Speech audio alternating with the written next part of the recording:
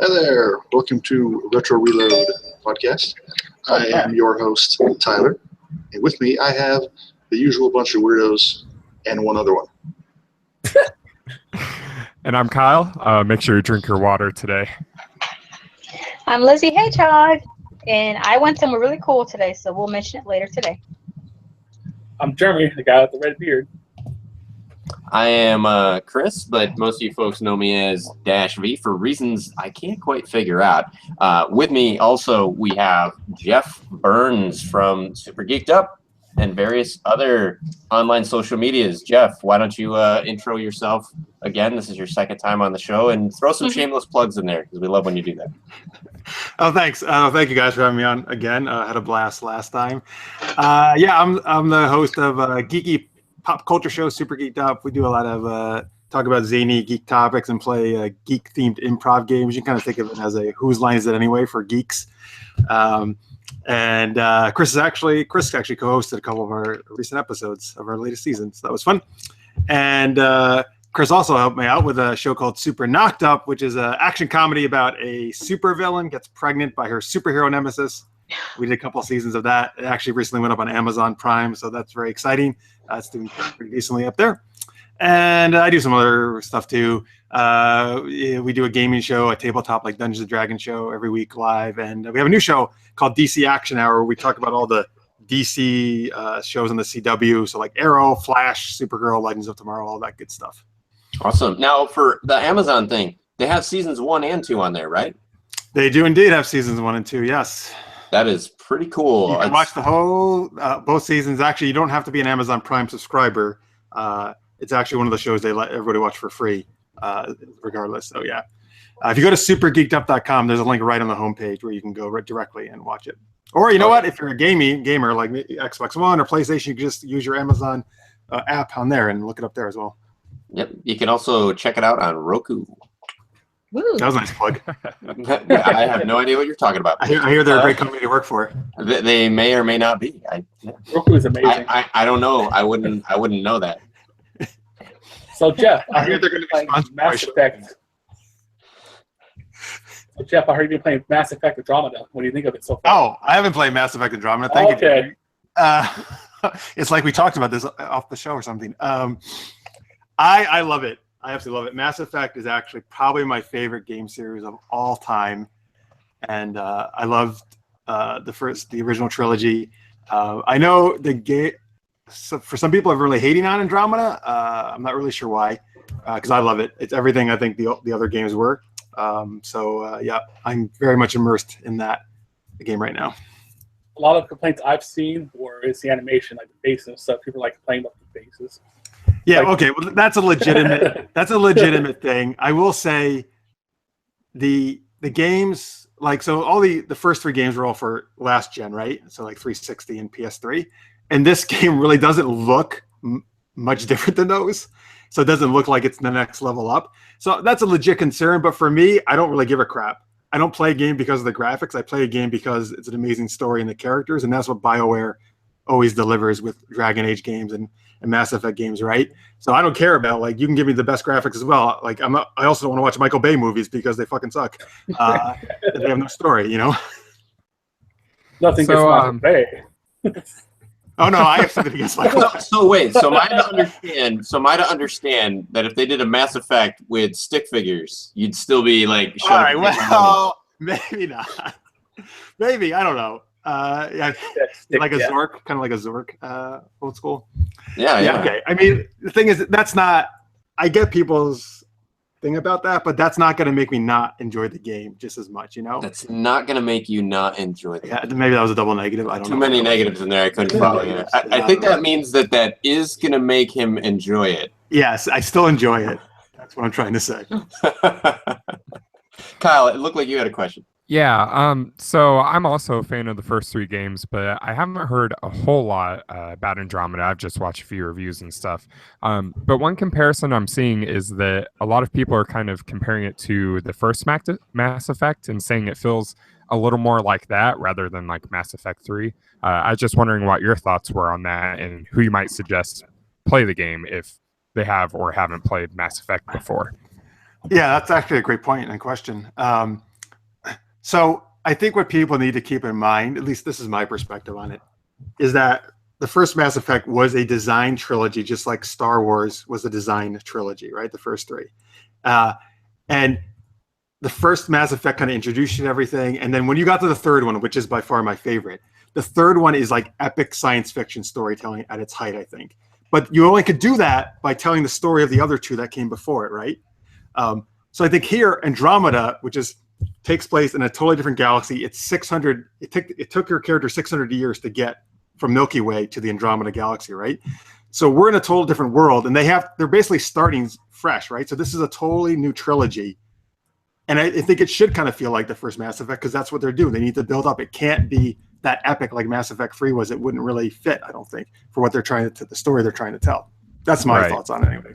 So I actually don't. You're right. Because of that, you don't probably have to play the original Mass Effects. There's none of the same characters really. You know, there's a couple references, but it's totally new characters. It's totally new galaxy. Everybody's dead in the old galaxy because it's 600 years in the future, right? Because it took them that long in cryo. Words. No. That's not a spoiler at all. That's the opening of the game. Oh, and you did mention that Mass Effect 3 was your favorite, so not to get into huge of a conversation about it, but a lot of people have their opinions on the ending and stuff and how they feel that affected the overall game. Do you have an opinion on that? Yes, I love the ending. I thought it was. I didn't have any problem with it. I thought it fit again everything they were trying to do.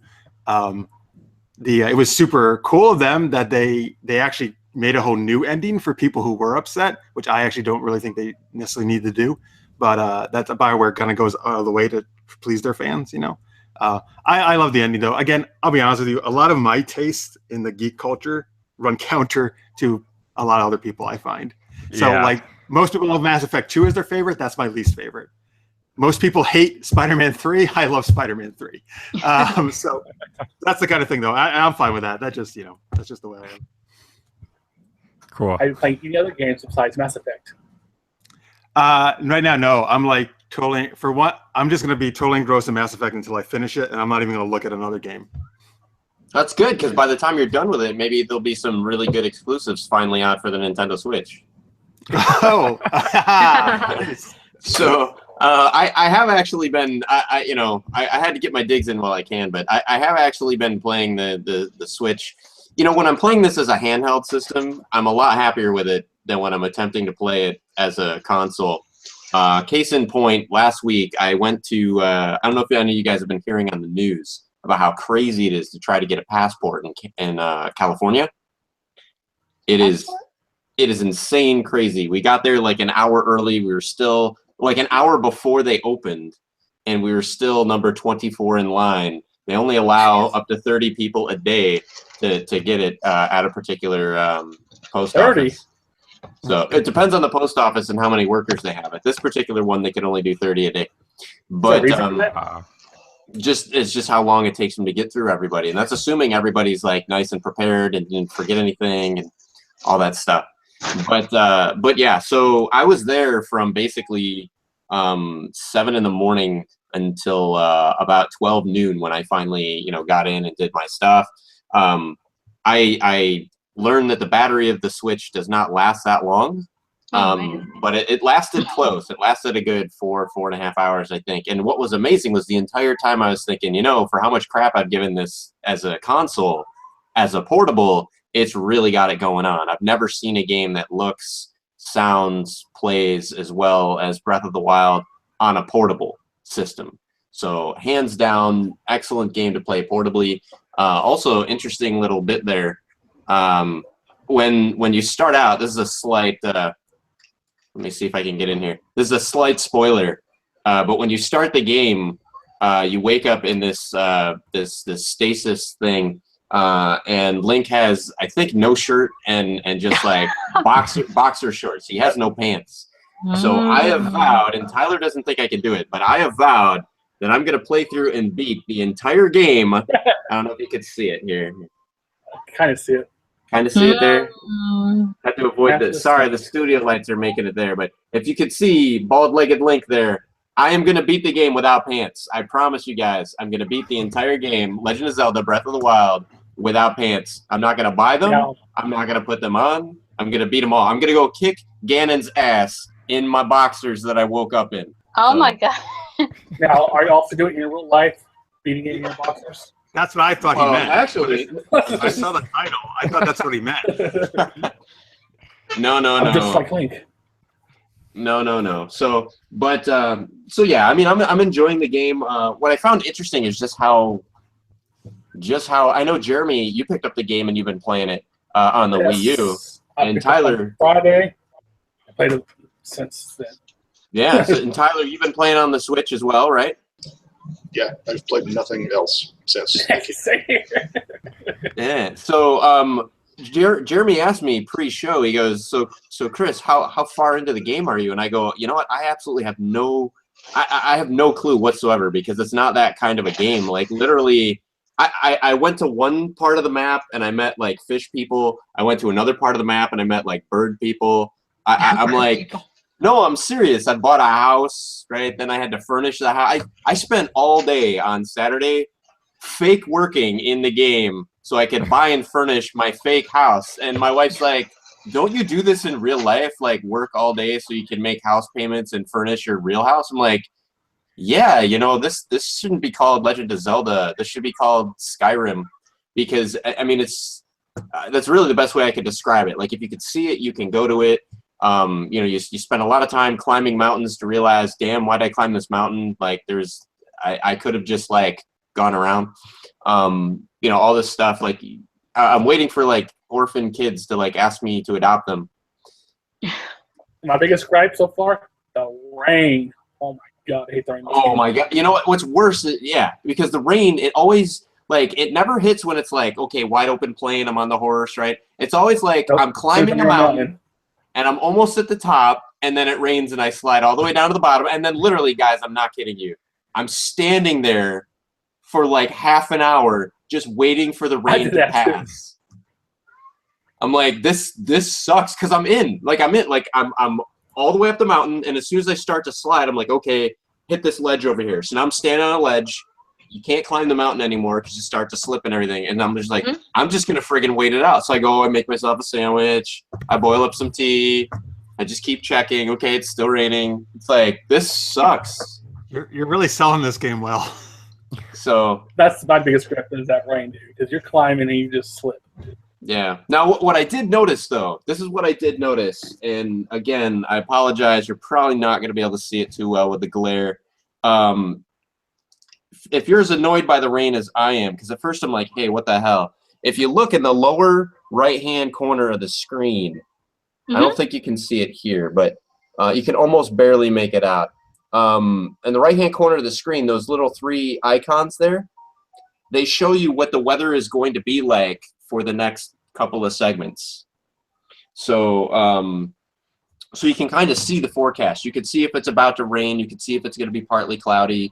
You get, I don't know if it's a 3-day forecast or like a half-day forecast or whatever, but definitely pay attention. I like how they did the progression of time.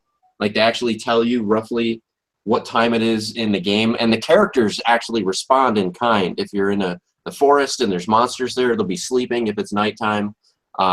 If you're in the village and it's nighttime, you know, most of the people like in the shop will be in bed asleep, right? Maybe the guy behind the counter will still be there, maybe not. It depends on where you go in the shop and all that other stuff.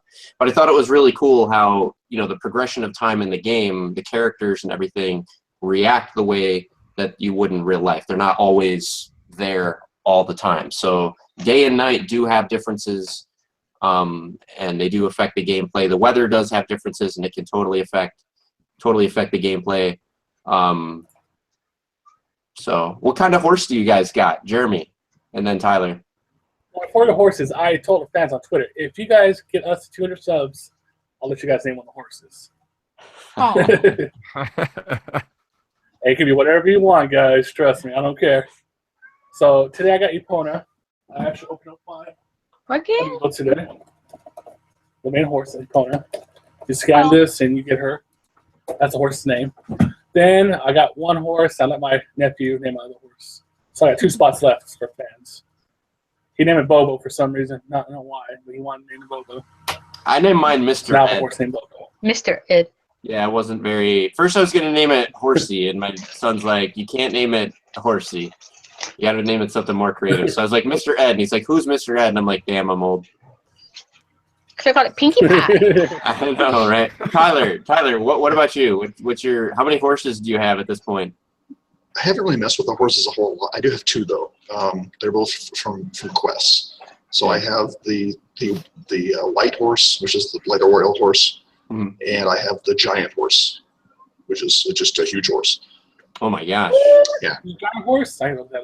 I didn't know there was a giant horse or a white horse. So I must have missed both those quests so far. But yeah, my son's been playing it for a while. He's done stuff I haven't done. I've been playing it for a while. I've done stuff he hasn't done.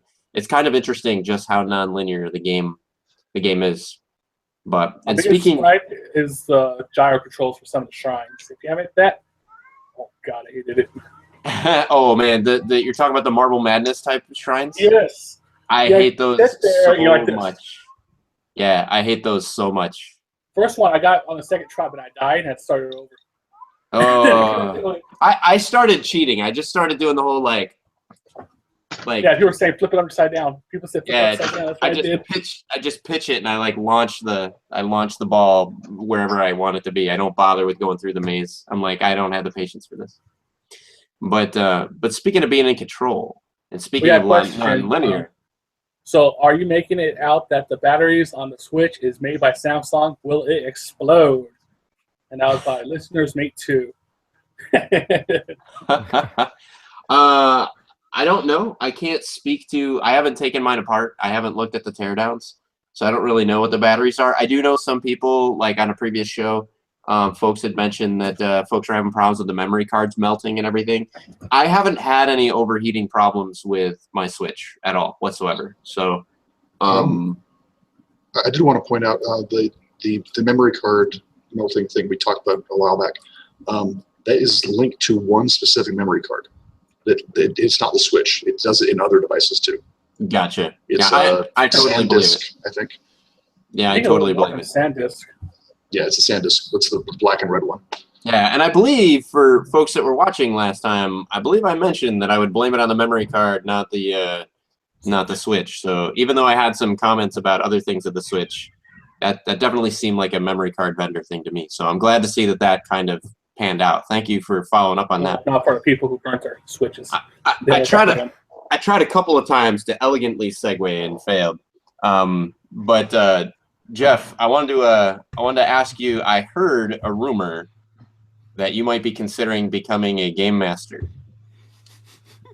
Yes, that sounds really fancy when you say it like that. Yeah, is this like a Captain N thing? Are you getting like your own Saturday morning cartoon show? Are you going to be like enforcing the law with a Nintendo Zapper? Like, describe to us what this means. I'm doing all those things. Would you guys like to be part of the animated series? Yeah. Yeah, why not? It pretty much already is an animated series. Right, exactly. So we do one of the live shows we do on our Super Geeked Up channel is Monday Night Mayhem, which is a tabletop gaming show. And we alternate now. We started with Dungeons and Dragons, and so we do that one week, and then the next week we do a new game called The Strange. But and I'm a player in both those. But I'm considering doing some game mastering for the first time myself. The game master or dungeon master, if you're doing Dungeons and Dragons, is basically the person who creates the stories that the player characters go through and creates all the NPCs, that they interact with and acts all that stuff out and basically, so that's what the game master does. It's I just know from talking to other game masters and seeing our own do the show, it's definitely a lot of work.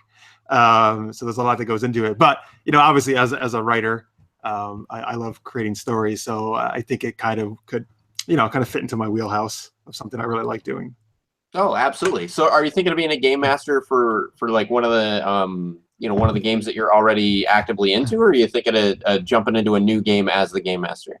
Yeah, I always like trying out new games, and so I actually saw this book at Barnes and Noble. I don't know, a month ago or so, and it's called The Dark Eye, and it's a German a very popular German role-playing game that's been around for over 30 years. And I guess they just did a Kickstarter to translate into English recently, which was successful. So they have an English version out now, and they're on their 5th edition. And so I got that, and I'm rereading that over. And it's a fantasy setting, so kind of like a D&D type setting with a different rule system. And but there's a lot of cool stuff in it so far. I got a lot more to read to see if we're going to do it, but I think I might be trying that one out. Awesome. That's very awesome. Is that like a D20 system or? Yeah, it is a D20. So it's a D20. It's mainly a D20 system with D6 is for attack, for like combat type stuff. Folks, if you don't know any idea what we're talking about, those are just the number of dice, the sided dice we're talking about, 20-sided dice. Oh. 20-sided dice, jeez. Yeah. 20-sided dice is like the standard for a lot of the role-playing games, like including Dungeons and Dragons and many other games as well. Right. Well, I guess while we're talking about, since you're going to be a new DM, I don't know, do you know Noah Antweiler's channel? I think it was like Monkey Bard or something like that. Or Counter Monkey. That's a great name. I don't know. That's a great name, though, for a channel. Okay. Well, for any of our viewers, or of course you, Jeff, he does have, I think, 1 or 2 videos on if you're looking at becoming a DM, some good tips and tricks, and a lot of funny stories on there, too. So you guys can check that out. But, cool. Thanks for the tip. No problem. So I'm just gonna throw out from the chat. There, a lot of folks are talking about candidate horse names. Should we hit 200 subs? Jeremy threw out a challenge there before I could stop him. Hey guys, if we get 200 subs, he'll name one of his horses in Legend of Zelda, whatever you want. Folks want. So far we got Horsey McHorseface. I knew it would be in there. We got your mom. What else we got in there? Turf, thank you, Turf. Said that we should name it Penis.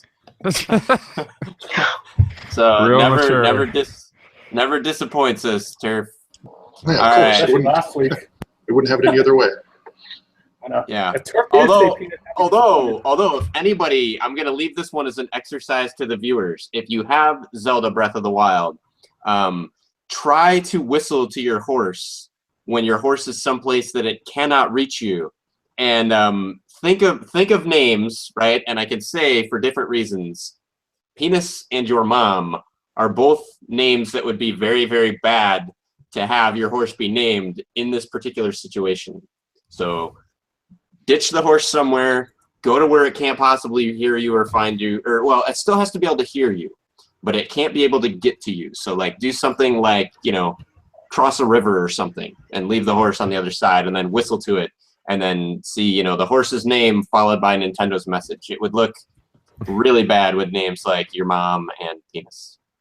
So also a little trick, if you whistle and run at the same time, does it use stamina in the game? Wait, if you what is this? If you whistle, if you push down like you're running. Yeah. Running and you push down while you're whistling and you hit the run button, you don't use stamina. Really? Mm-hmm. It's kind of hard to do because you kind of push the joystick up, push down on the D-pad. Yeah. And run. No, I do have to say, the Switch as a portable takes all the things that I hated about playing games on the 3DS and brings them to the next generation. I have a hard time with keeping my fingers up by the trigger buttons. So instead I end up having to rest them up here on the top so that they're ready for doing this. But then, yeah, it gets cramped because my fingers are all spread out weird. And then like this, I'm used to from the Wii U, I'm used to both the controllers being here. So I noticed with some things where if I want to run around and do something, but then I want to steer the camera, it's just, I don't know. Aspects of it I'm still not completely sold on, but maybe I'll get one of those which you got, Jeremy. Maybe I'll end up shelling out the $80 for a Pro controller. Well, this is a Wii U Pro controller, but same thing. Yeah, I have one. I heard you can actually scan your kneebles on the Pro controller for the Switch. I didn't know that till today. Mm-hmm. Yep. Oh. Wow. So, Jeff, what is your favorite tabletop system that you've played? Yeah. And also, you said you did play a little bit of a Shadowrun on the SNES and stuff. What are some I guess video game versions of the tabletops that you've played that you liked? So so far, and I haven't played a crazy amount of tabletops because I've actually only been playing tabletop RPGs for slightly over a year now.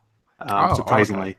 Yeah, I was a video gamer since I was really young, but I actually never played tabletops till last year.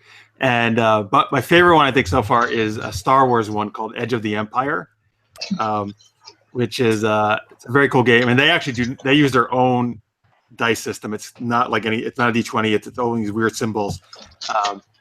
But I love Star Wars, and it's set like in the original trilogy era. And Edge of the Empire is very kind of focused on the scoundrels and the fringe and the smugglers and that kind of stuff, right? And but it's also very like cinematic design. That's what it encourages in terms of like a cinematic style of storytelling, which I like a lot. Like I'm not really big on like these dungeon crawling where you just kind of we fight this guy, fight these goblins, whatever. Like I actually want a story with some fighting mixed in. Yeah.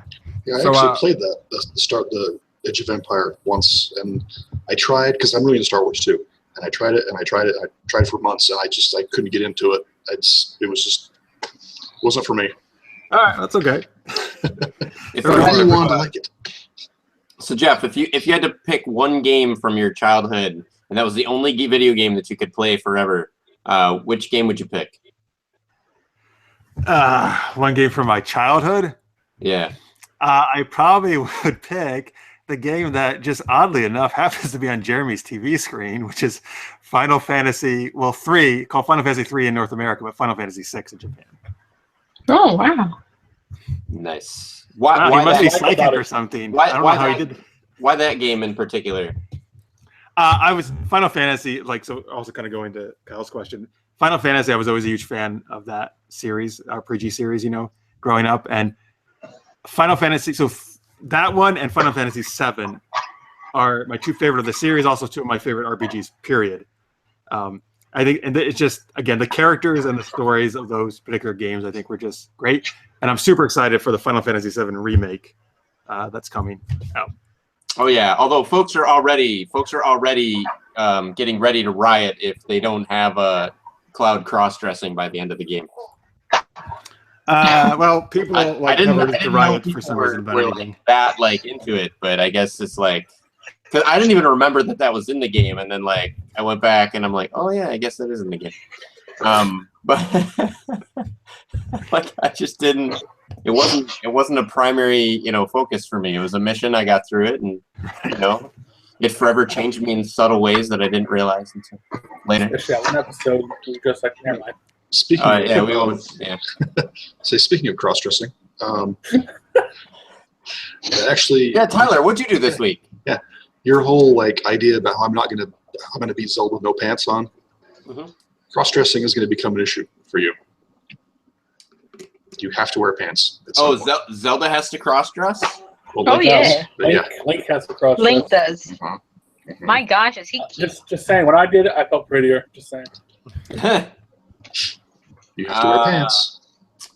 Well, I don't know. I'm gonna find out if that's a strict requirement that I have to wear pants. I should try it though. I'm gonna try it. If he's cross-dressing, he shouldn't have to wear pants. There should be a skirt option or something. No. No, they're just like swooshy pants. I don't know what you call them. Oh, that's terrible. That's Remember terrible. The genie. That's not even proper cross-dressing if you have to still wear pants. Like that felt pretty. I'm just saying. But, anywho. So, Jeff, tell me about the DC Action Hour you guys are about to start doing. All right. Would I ever love to tell you about that? So DC Action Hour, that's a pretty new show we started. So I'm a big fan of all the DC shows on CW. So Arrow and Flash and Supergirl, and actually not really so much a fan of Legends of Tomorrow, but we talk about that too. But I think DC is doing a really great job on the TV. They get a lot of crap, deservedly so, on their movie realm, but the TV side, I think they really know what they're doing. So we just do a show every Sunday night, 8 p.m. Eastern, where we talk about the new episodes every week that come out for all those shows. A new Flash start this week? My friend kept talking about actually, this week is where all the show. Legends has already ended for the season, but Arrow, Supergirl, and Flash are all new this week. Okay. Yeah, and then they're going to basically until the end of May, where they're going to basically do the last, I think, 4 episodes or so to their season finale. So we've been talking about speculation about all that stuff, and if you watch those shows, like who is Savitar and all that, all the enemies and the villains and stuff. So and we have some guests on. We occasionally have some guests on. who have maybe worked on those shows. Like we had a stunt woman on from the shows there, and we're gonna probably have That's storyboard. cool. I'll go check that out. Yeah. Thanks, please do. And it's a live show, so we have people chatting along with us, and sharing their comments like we do with all our shows and like you guys do here. Mm-hmm. Nice. Speaking of folks leaving their comments, Turf got really excited. I think he misunderstood when you said that you play tabletops. He said that he's got a shoebox of $1 bills at the ready. Oh. So play that tabletop, Jeff. I don't even really understand that. I'll explain when you're older. Yeah. But so would you recommend watching the shows over the movies? Because I mean, I have heard, and kind of understandably so, especially with, I was disappointed with Suicide Squad. That was, to me, that felt more like a Will Smith featuring everyone else movie. But so would you recommend the TV shows, and also what's your favorite DC superhero? I would. I actually just saw Suicide Squad like 2 days ago, finally, and yeah, it was okay. I mean, you're right. I think it was very heavy on Deadshot, who Will Smith played, and Harley Quinn, and then there was a bunch of other characters. Right. I think Margot Robbie was great as Harley Quinn, though. So I'm excited to see her again in the like the Gotham Girls or whatever. There's some female-centered movie coming out. See, man, I so want the DC movies to be really good, and they're just not there yet. So. Yes, I would definitely recommend the shows first, but Flash in particular, The Flash for me is the best show on TV the past 3 seasons. Like I love The Flash. It's so well acted. It's so well written. It just like it's everything that a superhero show should be, I think. And if you never saw Smallville is. Oh no, okay. Smallville is. excellent. I love Smallville. It's one of my favorite shows too. I cannot say enough good things about Smallville, and that predated all this stuff, right? So before all these shows came, Smallville was kicking ass. Yeah, I'd like to believe that Smallville actually paved the way for the rest of the stuff, because they did such an amazing job with what I think is one of the most difficult DC characters to get right. And I thought they nailed the portrayal of Clark Kent and his progression into a hero and into a man. I thought the way that they had the Lex Luthor, best friend turned worst enemy, story arc, I thought was masterfully done. I'd never seen that done. And I'd never seen a Superman, comic or story or anything give so much character and depth to the Lex Luthor character before. And I think, who is it, Alex Rosenbaum? No, it's Michael Rosenbaum. Michael, there you go. I thought Michael did an absolutely phenomenal job, as the actor portraying Lex Luthor. So for me, like, Smallville was absolutely amazing.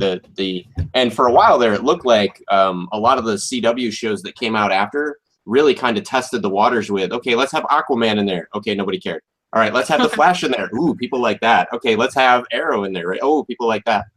So, good point. I totally agree with you. It's probably still my favorite superhero show. I think the Flash may surpass it at some point. They just need, but Super Smallville, 10 seasons, right? Like, it's amazing. Oh yeah. The show was great. I totally agree. And Tom Welling kicked ass as Clark Kent. Yeah, I feel like what they should have done, right? And it's hard to do because of the way that the rights are all distributed. Like the way Marvel was smart. Early on, they realized, crap, if we want this done right, we got to do it ourselves. And they started getting all their rights back and just built their own studio and did it. I think because they did that, there's some rights that Marvel's probably never going to get back. You're going to get 1 million X-Men movies. You're going to get 1 million Spider-Man movies. That kind of thing. I think DC, every single character that they have is tied up in that nasty licensing legalese. But what would be really awesome, wish of my heart, would be let CW make the shows and then have the same folks writing, directing, and acting in the shows do 2-hour-long movies, right? I mean, yeah, we talk about that on our show. So many people want that. I don't think it makes sense what DC's doing, to be honest with you, that they have the different universes for the movies, universes than the TV, that they don't allow certain characters, like you can't use Batman in certain things, like Smallville couldn't use the Flash, they had to use Impulse instead. You know, like that's just so silly to me, and I never understand why they do it. One of our viewers, when we were talking about, just said Warner Brothers and DC hate their fans. I don't think that's actually true. No, honestly, here's what I think it is. Honestly, I think it's a room full of lawyers, right? And I think it's different rights holders wanting to preserve their revenue streams. I really think that that's what it is. But I think it's hurting them. It's hurting all of them in the long run. Absolutely is. Absolutely. I think, Marvel's been doing a great job with Agents of S.H.I.E.L.D. And they've been doing a great job with everything in the Marvel Cinematic Universe. They've even got things that properties I've never heard about and wouldn't normally care about. I'm like day one going in and seeing in the theater because I want to see how it ties into the overall narrative. Mm-hmm. Mm-hmm. Hey, by the way, Adam Blevins in the chat told me what I was trying to think about there. It's Gotham Sirens is what the movie is going to be called. Nice Gotham one, Adam. Sirens? Which I think it's going to be Catwoman, Poison Ivy, Harley Quinn, I think, which sounds amazing.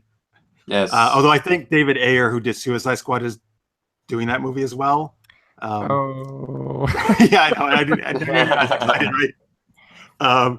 I think Halle Berry, right? They're going to bring back the Halle Berry. Yeah. Kyle, to answer your other question, my favorite DC character is Huntress. I love her, and she's actually been in the first season of Arrow. They did actually quite a good job, I think, with her. Cool. Yeah, I kind of grew up with the. I never read comic books really or anything, but I grew up with the Teen Titans cartoon on Cartoon. Did you hear the news? The news that just came out about Teen Titans. I know Cyborg was getting a movie, but I haven't heard anything else besides. But they're doing a Teen Titans show. DC is doing their own online network, and Teen Titans is going to be one of the things now. So you have to subscribe to it like Netflix or something else to get. And Young Justice is also going to be a show on there. Oh, so everything that Cartoon Network fucked up. Yeah. Okay. Now not Teen Titans Go though. Teen Titans live action. Teen Titans live action is what they're doing on the. No. But that's good. But what I'm saying is, the animated versions suck right now, and they cancel Young Justice. I don't know. I like the new Teen Titans animated one. I think it's catering to a little bit of a different audience, and I mean it's not supposed to be the same thing that like the original was. I know it gets a lot of flack, but for what it is, I think it's funny, and they do have like some kind of adult humor on there, like they were talking about taxes and stuff. That was funny, but and then. Who was it? Oh, Lister's mate was saying Marvel still needs to make the She-Hulk movie, though. I think that'd be cool. Absolutely, yeah. He loves She-Hulk. That needs to happen. I have all the issues of the comic book from back in the day. So I would like to see too some of the Top Cow / Wildstorm / Image Comics IPs. Well, we're getting a new Witchblade series. Yeah, I heard about that. I'd love to see Cyberforce on the big screen in some way, shape, or form, or maybe like a Velocity. That's what I want to see. Wildcats. Yeah. I was gonna. What's his name there from Game of Thrones? Could be the boss man there, the one that smokes a cigar and is about 3 feet tall. He would do amazing in that. Yeah, Peter Dinklage. I always remember because of the song. Because of the song. Yeah, it's just like Peter Dinklage. Just as like the theme. I've never heard that song, but I'm going to look it up shortly after the show. Yeah, that's what we were talking about in the chat. Space Pants. He did that on Saturday Night Live. Yeah, it's funny. You got to watch it. Very nice. Very nice. So, Jeff, I heard you have a new game on your show called The Strange. We do, yeah. So we're alternating between Dungeons & Dragons and a game called The Strange, which is by Monty Cook and Bruce Cordell. Monty Cook's a fairly well-known game guy. He came up with this thing called the Cypher system, which is a certain system that he uses for the different games he does. There's also a game called Numenera that he did. And it's what they call, I guess, rules light, which means there's not a crazy amount of all these rules you need to know to play the game. It's more kind of story focused, not as combat heavy. It's more designed to kind of like people who can kind of maybe pick up and play a little quicker. They don't have to, if they don't like to read a bunch of million rules of stuff, which I don't mind rules. But this game is very fun too. The Strange is all about it's set in present day Earth, but you work for this organization called the Estate, and you can travel to all these different realms. So like one's like a fantasy realm, one's a science fiction realm, right? What's really cool though is you can also travel to fictional world. So you could go and be in Star Wars universe. You could go and be in the Princess Bride, right? Or whatever else your heart desires. Like you could be in a Peanuts world with Snoopy, or with Sonic, being Sonic the Hedgehog or Mario, right? Whatever. Yeah. So like it really leaves the game master up to their own imagination. Like whatever they want to send the players to, they can pretty much do whatever they want, which is pretty awesome. All right, I'm gonna be kicking one of the users from the chat because he's being a prick. Yeah. So. Yep. Anybody, you guys see a Ryan Flynn in the chat? Make sure to give him hell. So just making some. Just report the message. Yeah. Hey, DashV, real quickly. That's how sexy you're supposed to look. So you need those pants, dude. Oh, spoiler. That is sexy. Uh-oh. Spoiler alert. Is that Link? Yep. Link is a sexy girl. Yeah. That's really sexy. Wow. Right now. Yeah, somebody sent a picture and was like, when you start playing the game, you're going to get to this point, you have to deal with it. You have to pause the show for Chris for a few minutes. You're way too pretty. It's like, he's look at the curves. No. I'm more disappointed in, I don't like spoilers. Are you jealous because he's so sexy? No, like if that's gonna happen, I want it to happen in the normal flow of the game story. Like I don't want these spoilers. Well, I'm not sure if that's the official outfit, but you know, they said that you have to cross dress, but someone could have made an outfit out of it. Well, no, and to be clear, I don't have an issue with that. It's more the whole like why got to be pants? It ain't proper cross dressing if you're wearing pants. That's all I'm saying. That's all I'm saying, right? Like DashV just wants to wear a skirt. Is that a big just deal? a skirt or a dress? Is that too much to ask? Did you shave? Just want to feel pretty. I'm pretty sure you can wear pants and still be doing that, Chris. Yeah, you can. So, Chris, I saw you or somebody in the thing you wanted a Batgirl movie in the Christopher Nolan universe. Well, are you excited that Josh Whedon is doing a Batgirl movie? I heard that he was doing one. I am. Yes and no, because here's the problem, right? Like, so Joss is doing it, so it's probably gonna be great, but it's gonna be a great movie amidst a sea of blah. Right? Like I'm sick of reboots. I'm sick of disconnected universes. I'm sick of trying to keep straight. Like, I want like what you were saying earlier. Like, I want continuity. Like, one of the things that's really held it together for me in Marvel is Marvel's been able to tell all these really great, intricate stories with like alternate universes, time travel, you know, all this kind of like interstellar, you know, stuff. And I've been able to keep it all straight because same characters, right? Ultimately, one arc.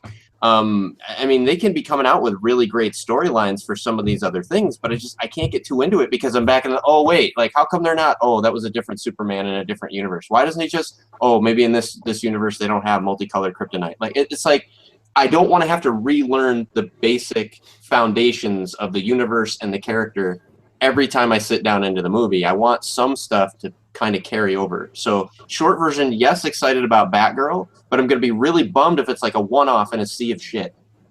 Mm-hmm. Well, I think if anything, this shows hope that DC can actually start making good movies, you know, because they need directors like Whedon. Absolutely agree. Like that. Yeah, absolutely agree. I guess I'm just not really sure if it's not going to be consistent. Right. The movie, you got to think the movie world is one world, the TV world is one world, and that's just the way it's going to be.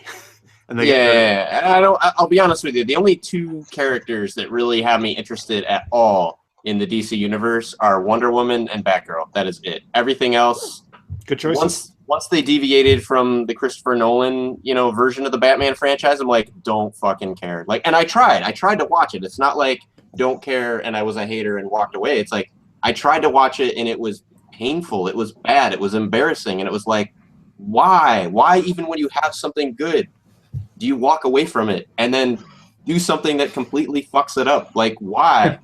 You know, Jeff's pissed when you sit, or not Jeff, you know, Chris is pissed when he drops the F-bomb.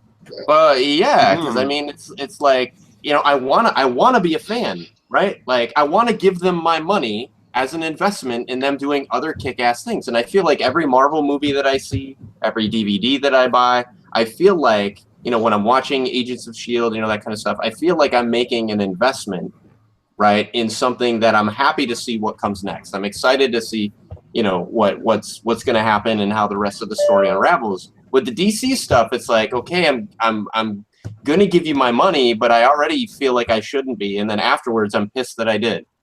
So... like, I don't know. I guess it's that. And as a fan, I don't want it I don't want it to be that way, especially when I see them doing fantastic stuff with the television show.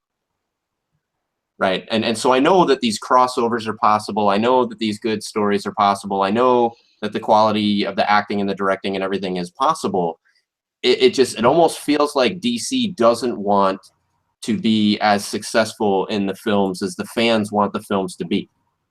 It feels like there's some kind of disconnect there. So, and for me as a fan, it just makes it really hard because I want to support them, but I feel like I support them and they kick me in the teeth. That's quite a graphic image. So, yeah.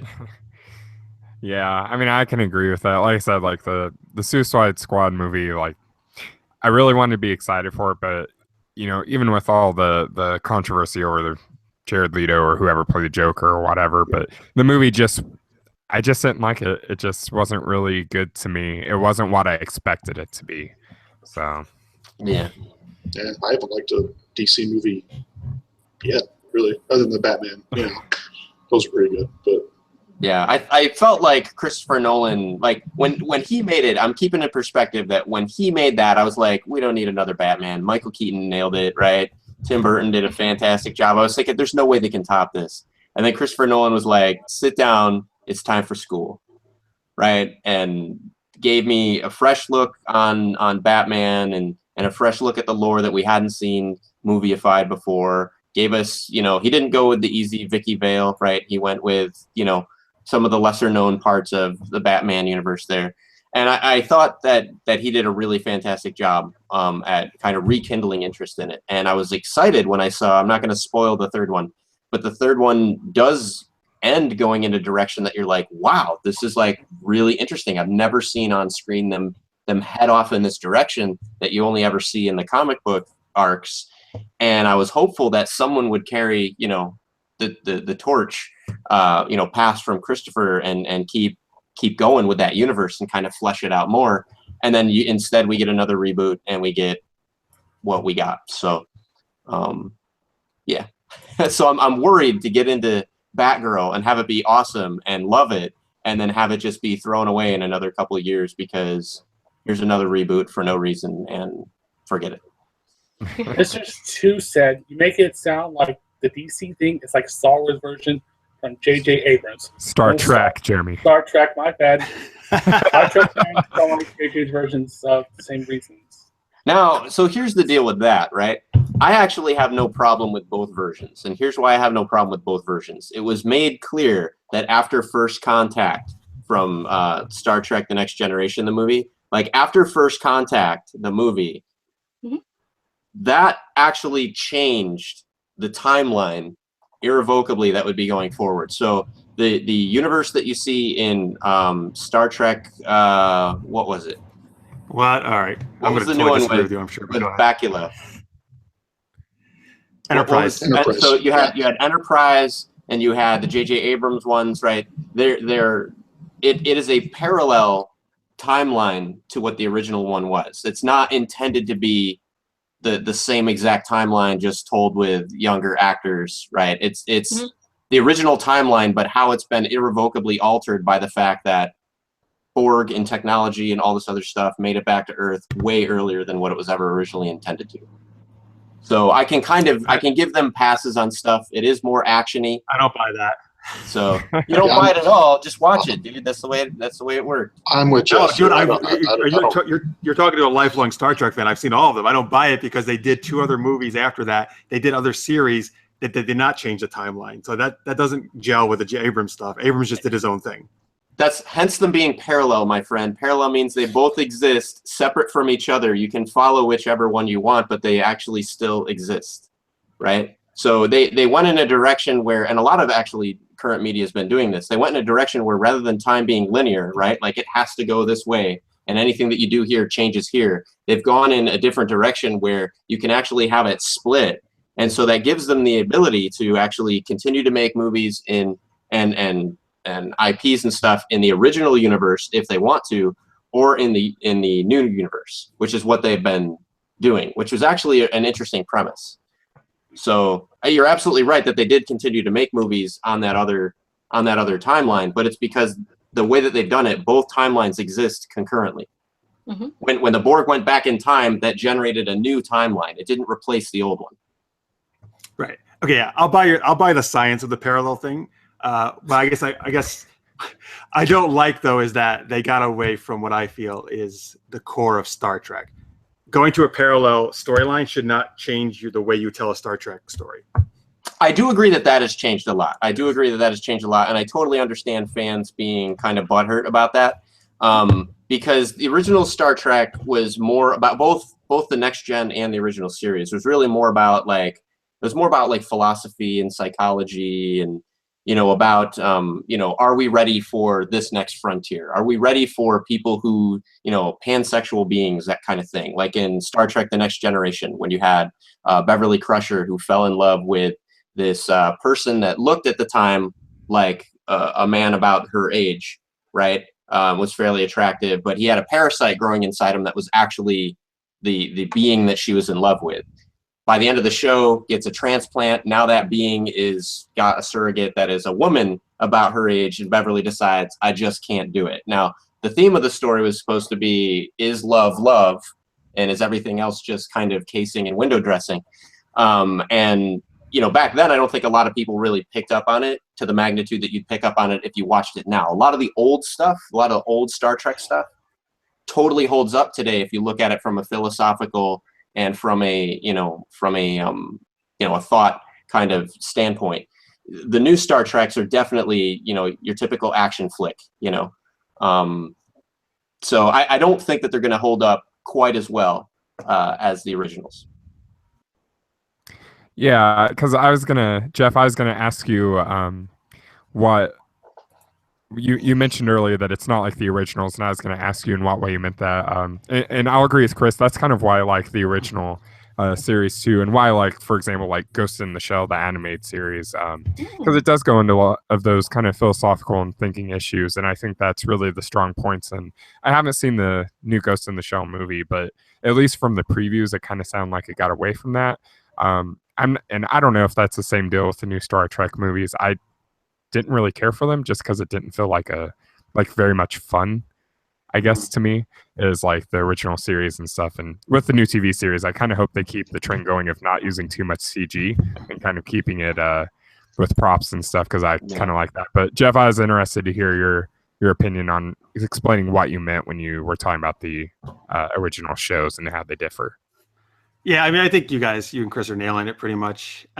Star Trek always, I think, number one, it had great characters and it told great stories, but I think some of the best science fiction looks at social issues and philosophical issues, and it uses the future to comment on social issues affecting the present, right?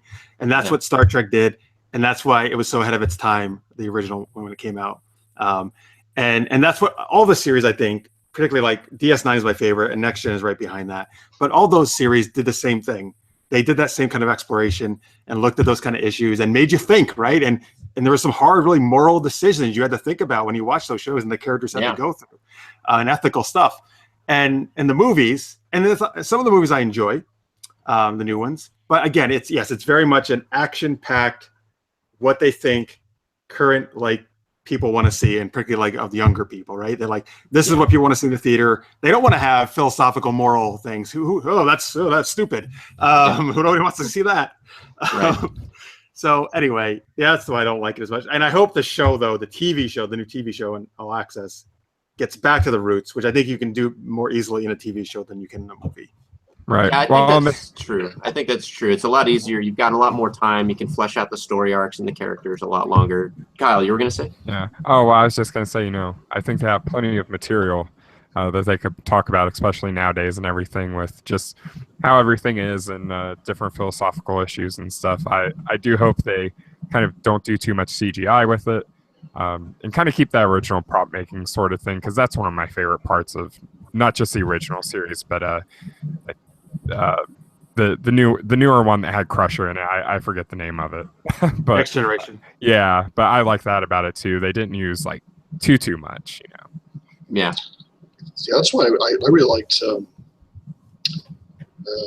Enterprise, because they had some CG, but it was like the technology hadn't progressed as much. so it felt more real to me, because you see transporters and you're like, whoa, sci-fi. But in Enterprise, they couldn't use transporters to transport people. It was just for cargo, which I thought was, because they hadn't progressed. It was kind of cool. So yeah, that was my favorite. I liked that. I mean, nothing to do with the story, but No, I think that's a good point. There's also too in like one of the big differences between the new Star Trek, which is almost 100% CG, and the old Star Trek, right? Like, it's impressive to see how many practical effects they use, number one, and number two, how damn well those effects have held up all these years. I mean, if you watch some of the HD remasters on either, I think Amazon has them for sure. I think Netflix might have them now, but if you watch it on Amazon in HD, when the Enterprise from Next Gen comes up during the climax of the music for the opening sequence, you can see like silhouettes of people on the bridge, like walking around. Like, that's how detailed it was, even though way back in the day on your CRT TV, you couldn't. I never knew that until I'm watching it in HD. I'm like, holy crap, there's people like walking around on the bridge. You can see like the little silhouettes. That's really cool. So I mean, just the attention to detail that went into it, even though the effects weren't, as whiz banging in your face as they are now. There was an incredible amount of attention to detail, so the effects hold up totally well. Like, never once when I was watching Star Trek as a kid did I ever have trouble believing that Geordi LaForge was in the engine room, right? I mean, and that was all practical effects, and it looked amazing and still holds up to this day. Versus, you're watching some of the scenes in the new Star Trek, and half the bridge is CG, right? If not the whole thing. So it's definitely a different feeling, and it makes it hard to kind of suspend the disbelief, because, when people, I don't want to see somebody that can get flown like halfway across, a city block and like hit a building, and like, yeah, it's cool to see them hit the wall and they break the concrete and then they fall over and they get up. But the reality is, dude, your back would be fucking broken. like you would hit the wall and liquefy, and the wall would just be like, did something happen? So I like that about the old one too. They didn't try to oversell it. A punch was a punch, a kick was a kick, a fall was a fall. It wasn't, everybody's Spider-Man now. Everybody can fall 10 feet, and it's the same as if they fell 10 or 100 feet. They just get up and go back at it. Like, that doesn't do it for me. So, but we're getting close to time, and I wanted to say, Lizzie, you were recently, I want to give you some time to talk about, you were recently at a gaming Get Up, right? Yes, I was. Tell us a bit about where you were. Tell us a bit about what you found there, and okay, sounds good. I was at this event last weekend. Retropalooza Houston. Yes, there's also another one later this year in Arlington, Texas. Basically, they rented out a convention center, and it's like everywhere is a dealer, and all you see are tables with mountains and mountains and mountains of games, like from Atari, the Jaguar Atari. I mean, there was the Sega, there was the NES, there was everything you could think of. And I found so many things, mostly Sonic, like that poster came from the event called South by Southwest, which was in Austin, Texas. Nice. Now, I missed it. I cried. I was really upset I missed it. But a good friend of mine named Kingsley, he told me, well, I have a couple extras. I know how much you love him, and you'll kill me if you don't get it. So he got it for me. But I didn't know it was officially that poster, because there's actually another poster. And I saw this poster at a table that had tons of Funko Pops. They had vintage Transformers, He-Man, all that stuff. And he sold one to me for like $30. But he said right now, to get that poster autographed, it's going for about $300 on eBay. Oh, wow. Yeah, so people are like, oh, I got this poster. I know fans like me will want it. No, I'm not.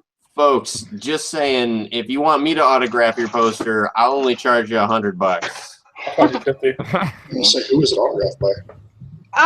Takashi, Roger Craig Smith, who's the voice of Sonic. You know, a couple people from Sonic Team, the voice actors of Sonic and Dr. Eggman were there. So that's why. But $300, I'm sorry, I'm not paying it, and no Sonic fan's gonna pay it. We're not that stupid. We can easily save that poster and take it to another event with a ramp. We're not that dumb. But I'm so happy I got this. I got so many games. I'm like beyond happy because it's like I don't know how to say this. Alex but, Kidd and the Enchanted Castle. What's the other one? The other one's off camera. Oh, the other one's Sonic 2 for Master System, right? Yes, yep. Alex. I got the Mega Drive version. Nice. What were you most surprised to see at the Retropalooza? I met a guy. I've been wanting to meet him for such a long time.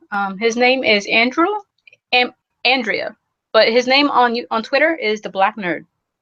Nice.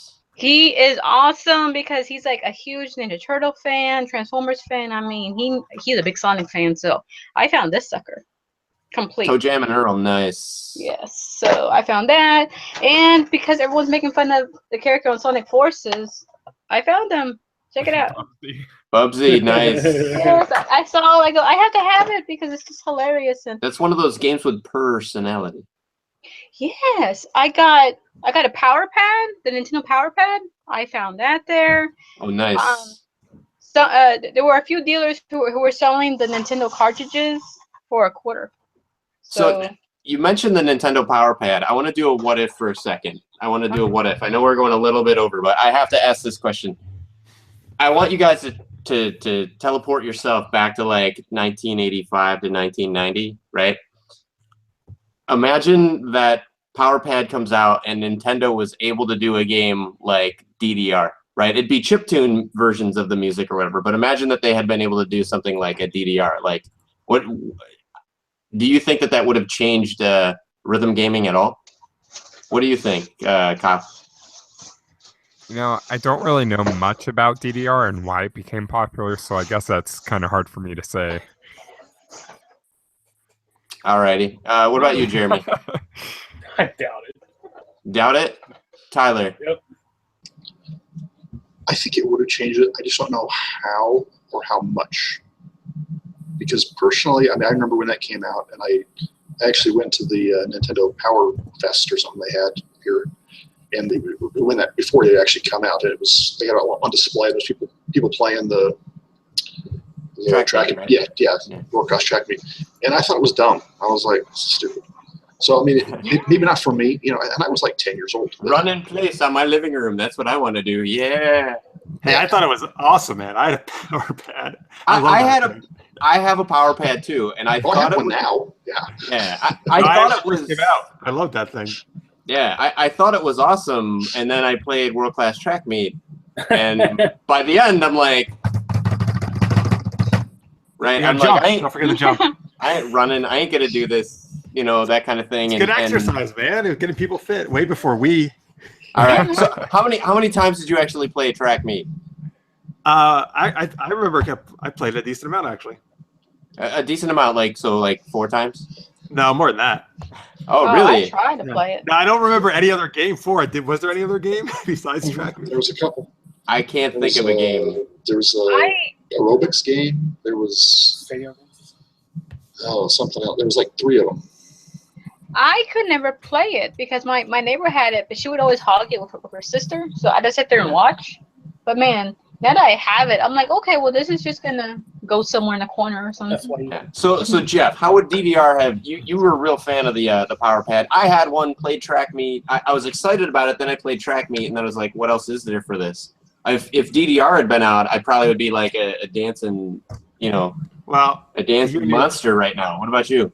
You and your crazy acronyms. I'm assuming DDR stands for Dance Dance Revolution. Yes, it does. Yeah. I didn't make up the acronym, by the way. They asked me for names for the game. I was like Super Dance Monster, but they picked I've never played Dance Dance Revolution. I've played the other, which I can't think of right now, with some of the other popular ones for like Xbox and stuff. Yeah. When I had my Kinect.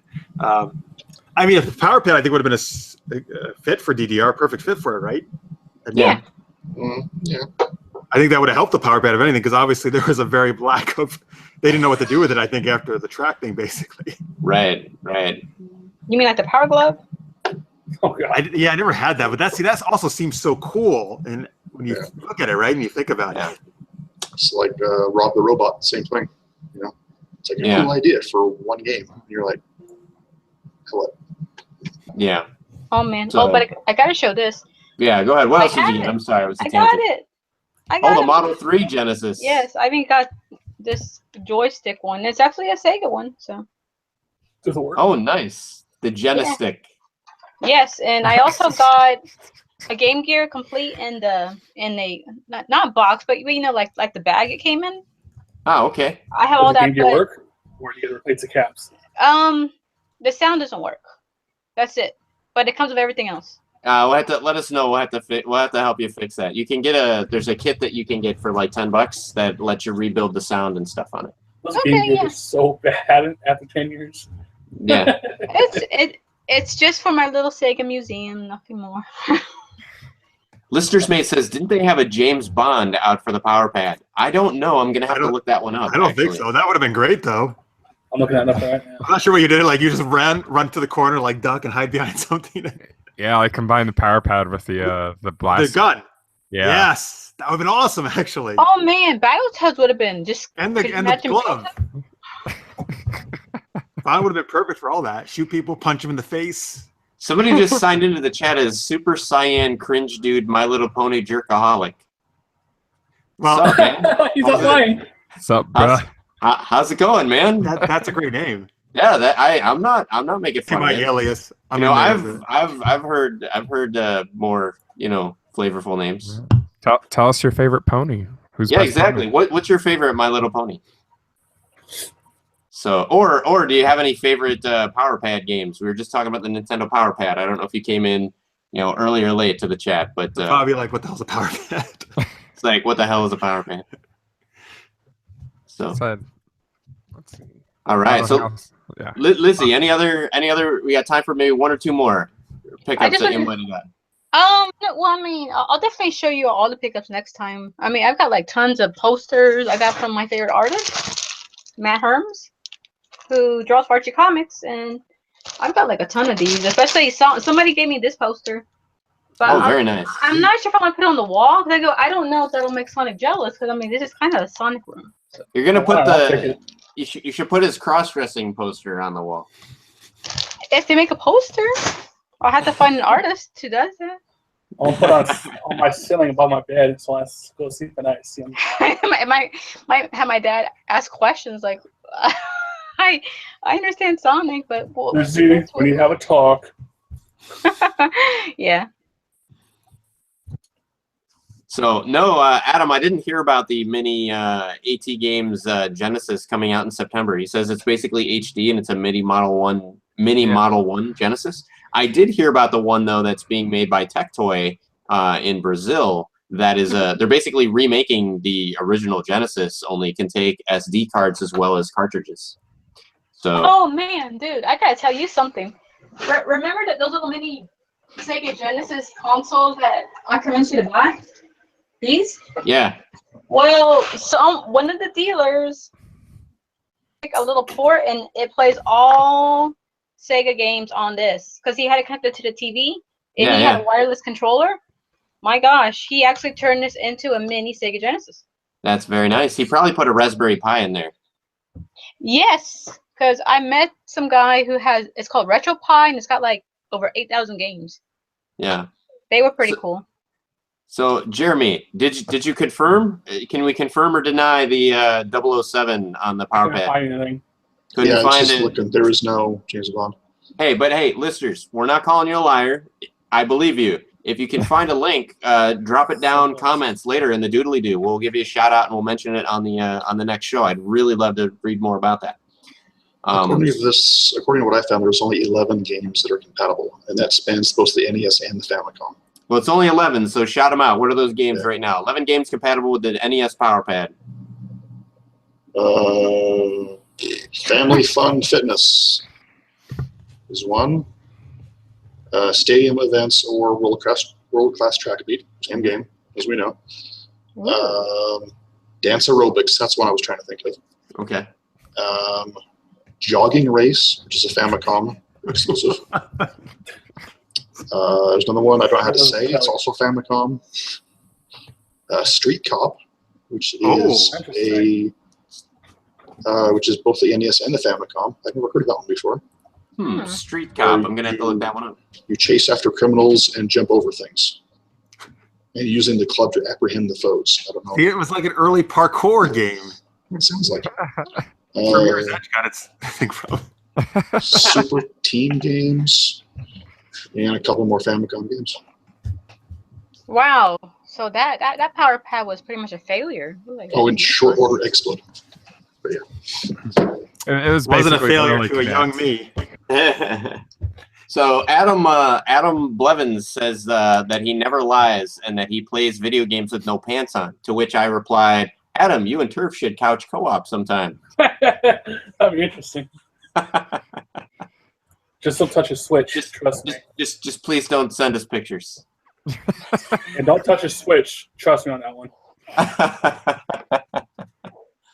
All right. So that is Retropalooza, and that is Jeff. Before we close down the show, we got some noise going on there. Yeah, that's me. I was gonna say one more little thing. Okay, go ahead. If that's okay. McDonald's has released their Super Mario toys, and I just got the first two, Mario and Yoshi. So go to McDonald's because there's about like 6 or 8 of them. So start collecting them because they're going quick. Gotcha. Thank you very much for that. I always joke with Chris, that's about the only Nintendo thing that's going to be in stock. Yes. I'm starting to believe that Nintendo is Japanese for out of stock and overpriced.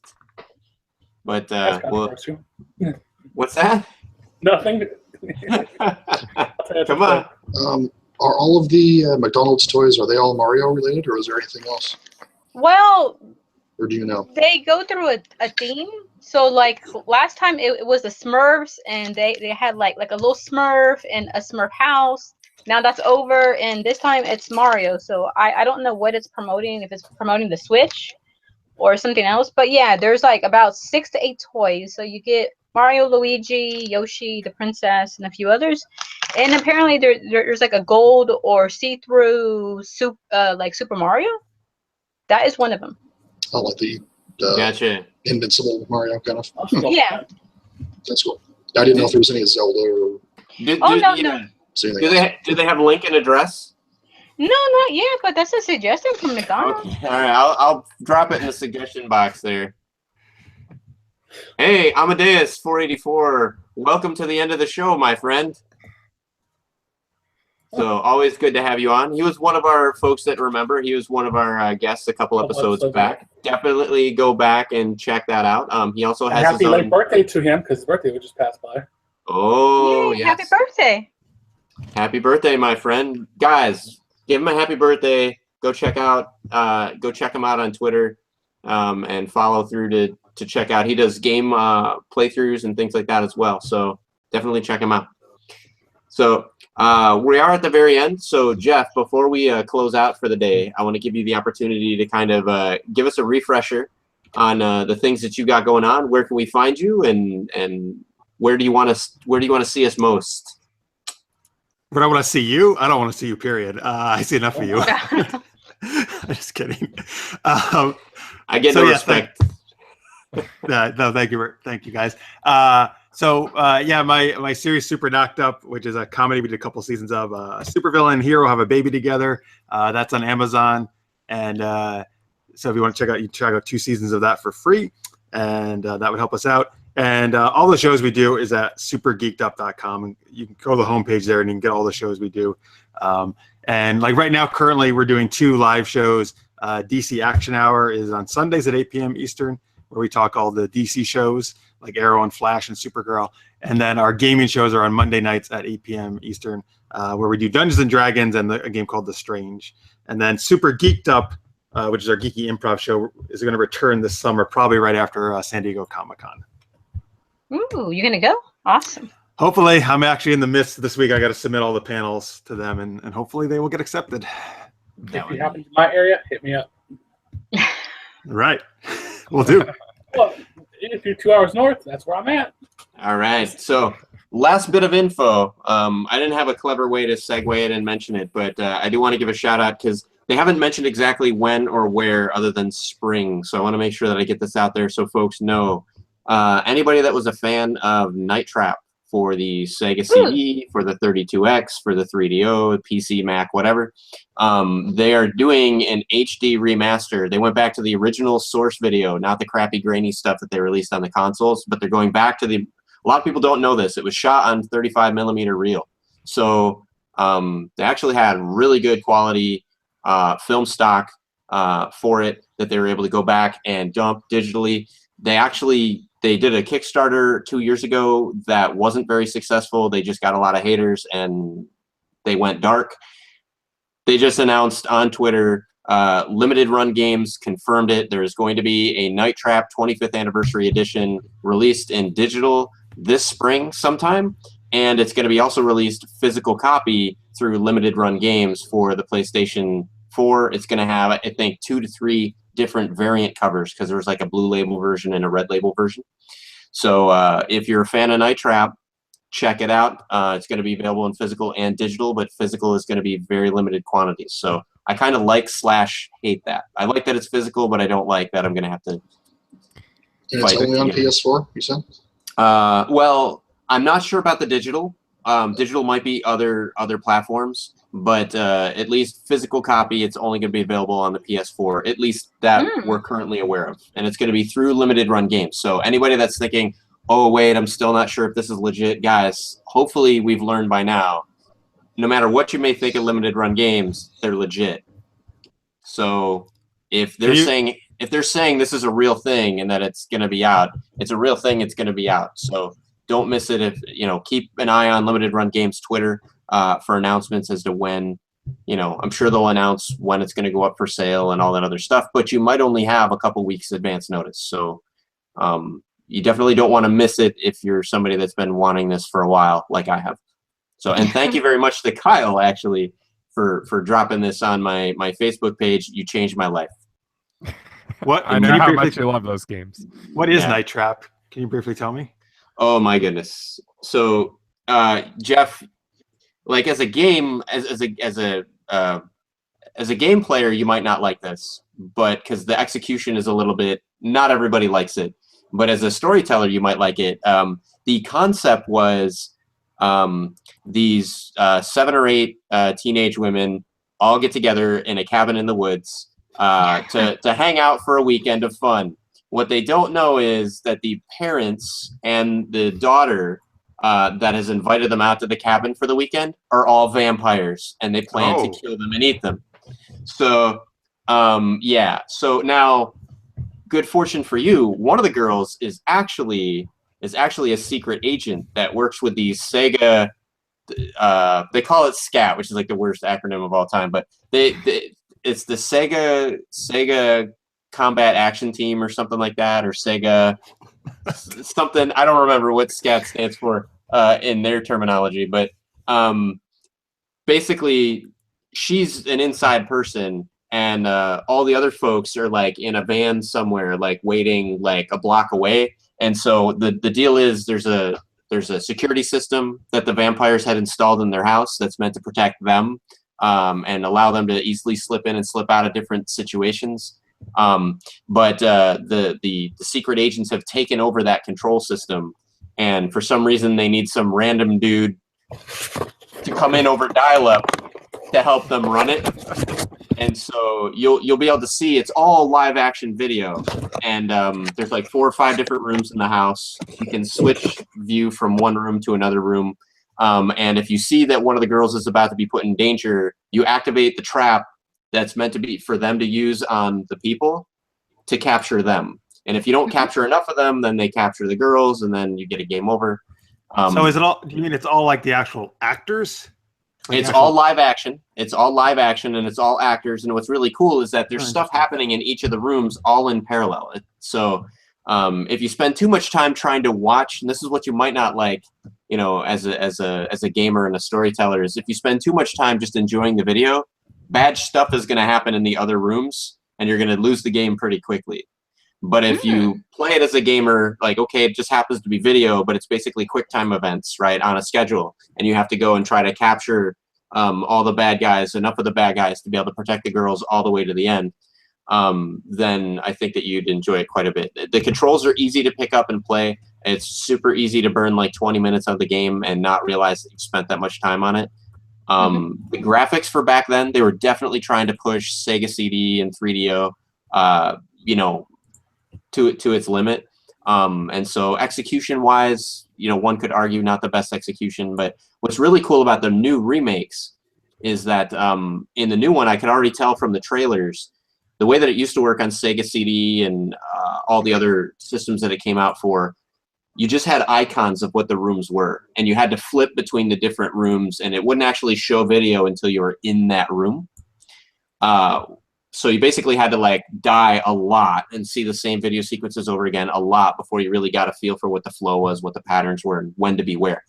In the new version of the game, all that video you can see in all the little windows for the different cameras are all going in real time at the same time. So you can see, oh, here's some monsters coming in here about to get that girl, and you can try to do, oh, here's some monsters here. Whoops, false alarm.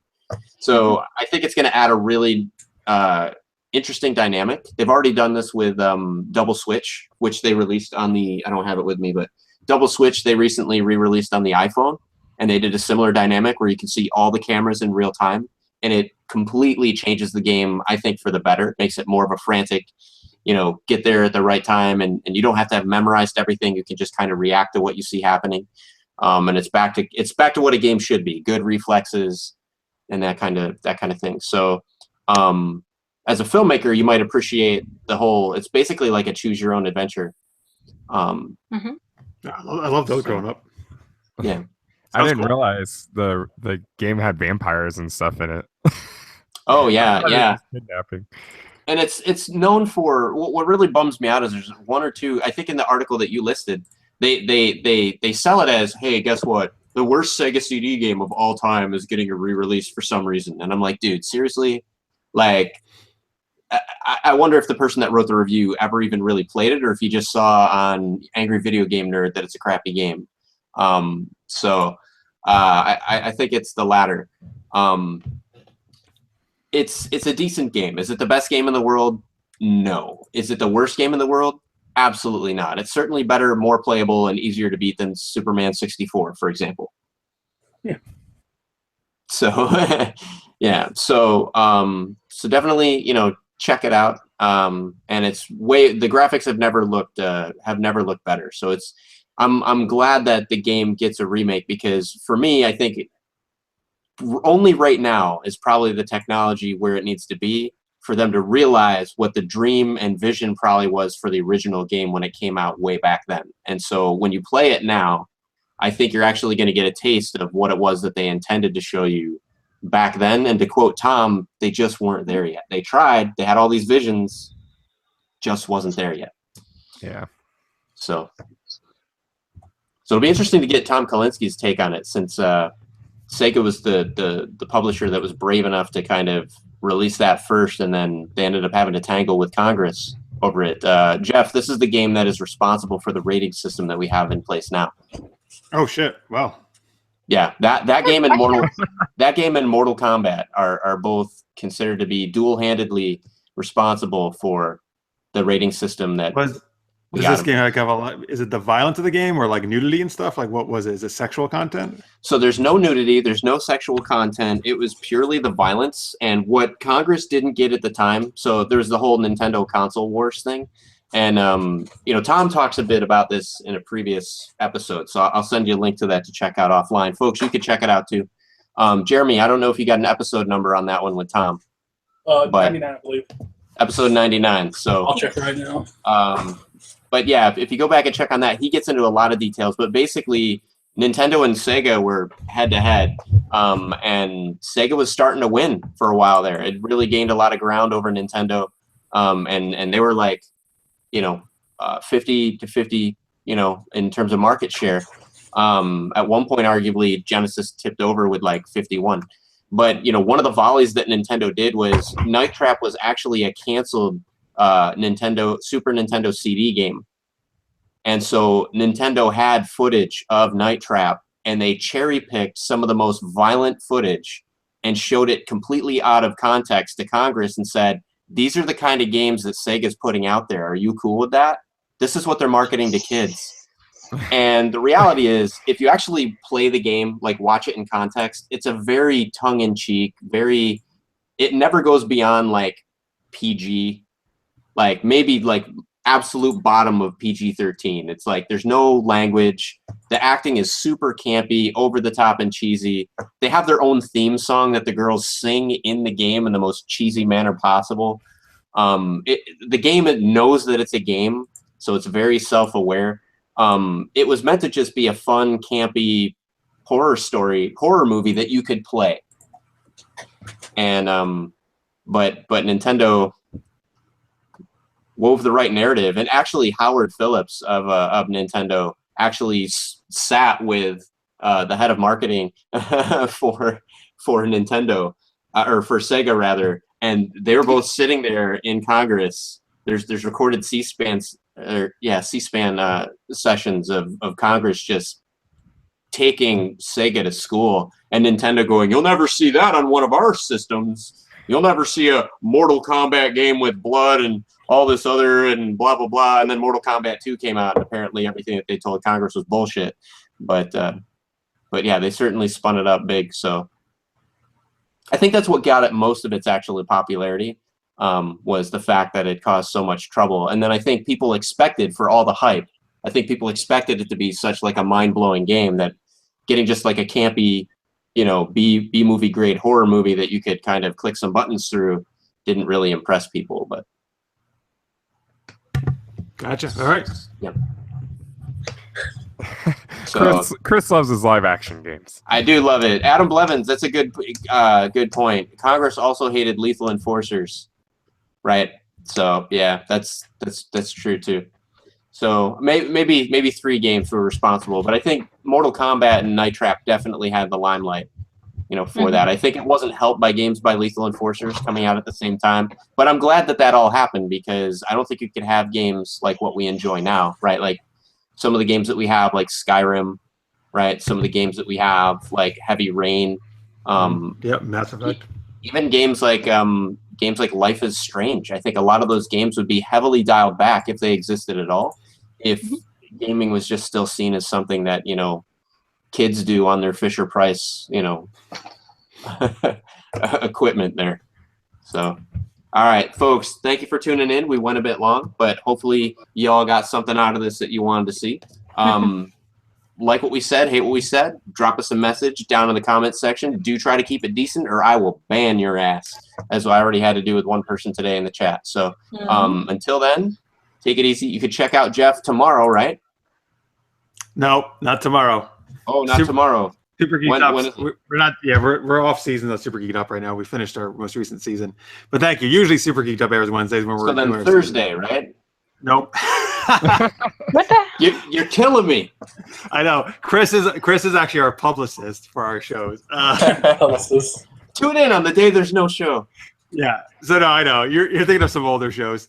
So right now, Sundays at 8 p.m. will be DC Action Hour, and Mondays at 8 p.m. Eastern is our gaming shows. It'll be Dungeons and Dragons. Okay. So Sundays and Mondays for the next bunch of weeks. Yeah, but if, like with our show, if you can't tune in on the time that they're at, you can always go to supergeekedup.com. In their case, retroreloadpodcast.com. In the case of ours, you can always go to those sites, check out post shows that we've had and everything, and I'm sure that you'll find something in there that you can enjoy. So, absolutely. Thanks again for having me on. I had a blast, as always. Yep.